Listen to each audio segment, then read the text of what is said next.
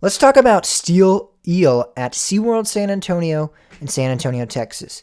This is an attraction that is a Morgan hypercoaster similar to the likes of Steel Force or Mamba at Worlds of Fun. It's not technically a Morgan hypercoaster in terms of it doesn't go 200 feet in the air, but it takes a very similar course as, again, Worlds of Fun, Mamba, or Dorney Park's Steel Force. So I'm classifying it as a hypercoaster, as in terms of the model. It doesn't actually go 200 feet in the air. It only goes 150 feet in the air. But it does take the same kind of course as a traditional Morgan hypercoaster does. So I'm classifying it in that hyper category, just like how the B&M Gigas are classified as hypercoasters. That's how I'm doing this here. So it is a Morgan hypercoaster in my mind. This ride again goes 150 feet in the air, goes 65 miles an hour though. So don't think 150 feet isn't that much. That actually goes pretty fast still. And this ride surprised me quite a bit. Going to Texas, I was expecting Iron Rattler to be great, Texas Stingray to be great, ZDT Switchback to be great, Wonder Woman Golden Lasso Coaster to be great. I was not expecting Steel Eel to be great. I was expecting it to be good, not to be great. So let me tell you about the ride experience itself. I'm gonna walk you through the actual ride. So you go up the first drop, you go up the first hill, and the first hill is really, really slow. The chain lift is insanely slow, and especially if you're going on a weekday, they only run one train. So because this chain lift is so slow, you're going to be waiting in the station for a long time for this ride to go through the cycle. It's pretty insane how slow the chain lift is. If you want to pull up a POV, I would say the chain lift is at least a minute long. And I'm not exaggerating. And thinking about that with, the other Morgan hypercoasters, you can say like, oh, it makes sense if Steel Force was that. But, this is not the half the height of Steel Force, but it is significantly shorter than Steel Force. So I can get Steel Force being it's 220 feet or whatever. It makes sense why it would be a little bit longer of a lift hill, but this is insanely long for only 150 feet.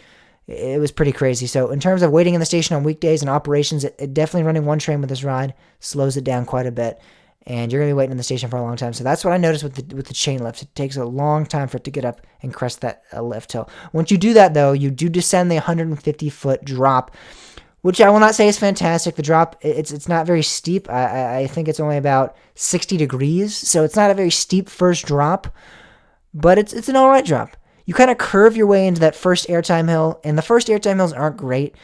I'm going to tell you this, that the first couple of airtime moments, the first big camelback airtime hills aren't where the ride shines at all. They just, I rode it and I'm like, okay, this is just going to be a little bit of a weaker Steel Force at Dorney Park. I thought that's what's going to happen because the first airtime hills were not that great.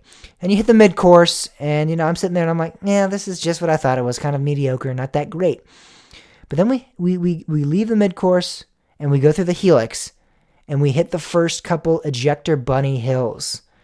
And I tell you one thing, the closest thing I can compare this to, in terms of wooden roller coasters, I'd say Phoenix at Knoebels.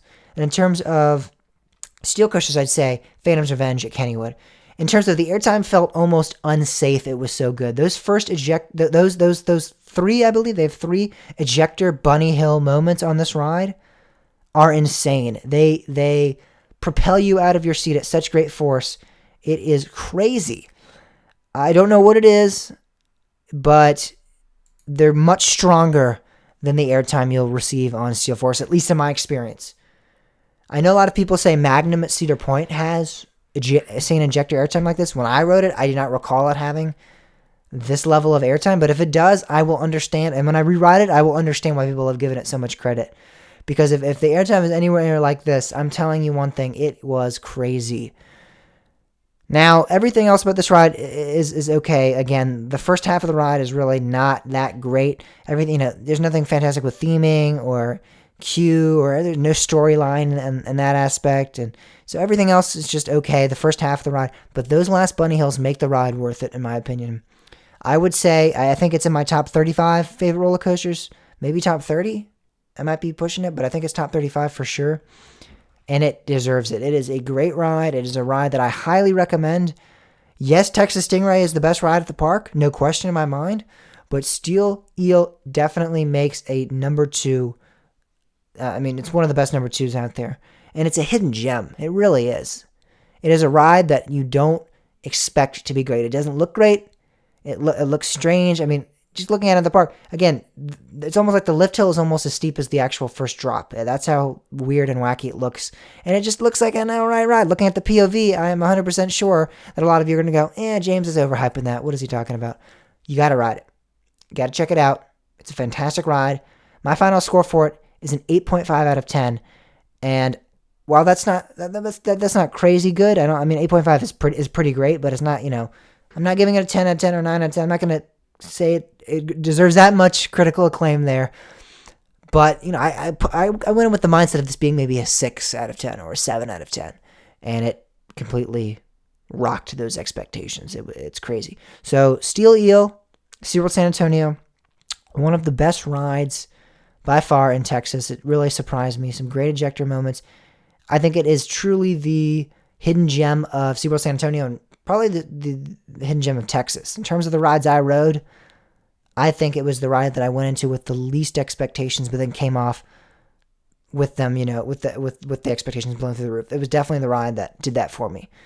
Again, I rode Iron Rattler, I rode Wonder Woman, Golden Lasso Coaster, I rode some really great attractions while I was in Texas. But this ride really was like, what? How can it be that good, I would highly recommend checking it out. It's a great ride. It's a great park, SeaWorld San Antonio. Thank you guys so much for watching, and I will see you guys all in the next video.